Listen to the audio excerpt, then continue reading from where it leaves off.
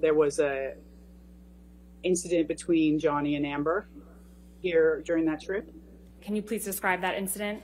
Johnny was in the office up here, and he was agitated, kind of walking back and forth. I'd asked him if he needed anything because I wasn't sure if he was up here to get something or was looking for something. And Amber came in, and she was asking him to tell him to come back to the house. Please come back. I'm sorry. Come back. And he stood here, reluctant to go, didn't want to go. And a little exchange back and forth. He left the office and got into his vehicle and started it up. And Amber went outside and stood in front of the vehicle, so that didn't drive away. Amber was standing in front of it. And again, she was asking him to don't leave. I'm sorry. Come back to the house.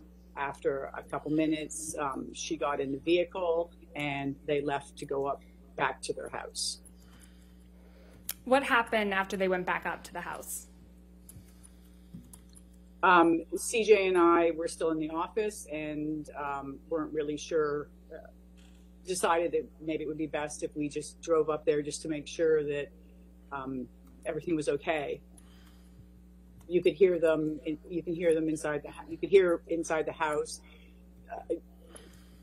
yelling, Amber yelling, and Johnny answering back, and you could really hear what was being said.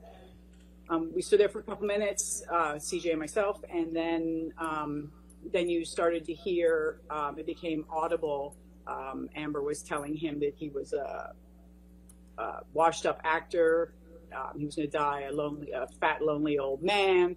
Then you heard, you hit me with a can. You heard Johnny say, you hit me with a can. And then he came down the steps and Amber was behind him and she had a bottle in her hand, was removed. And there was a brief pause at the moment, I think of initial shock or uncertainty of why, that we were there. Neither Johnny nor Amber knew that we were there.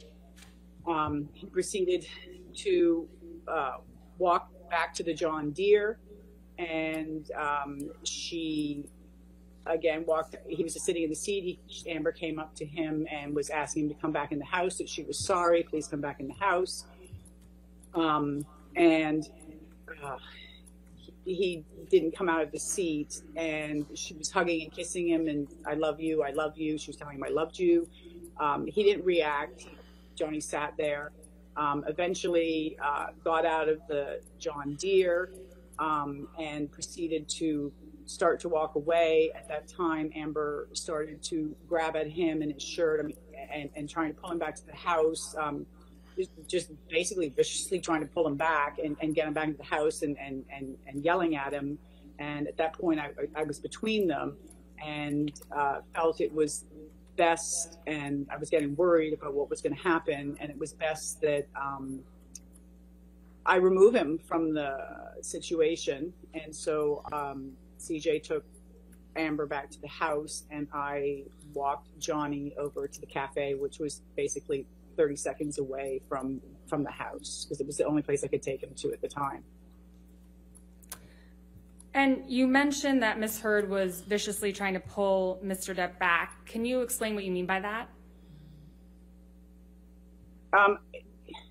It was like clawing, grabbing at his clothes, grabbing his hair, trying to pull him back, like an angry, like he was leaving and come back. He couldn't leave in the vehicle because the keys had been taken out.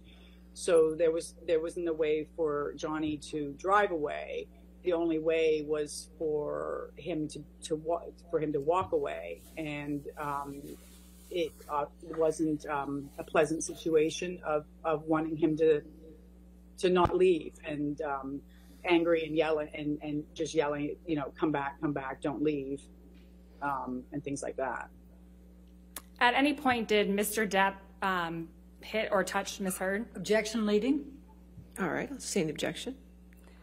Ms. Roberts, how did Mr. Depp react to Ms. Heard viciously grabbing him? He didn't. He stood there with his arms by his side, and he didn't do anything.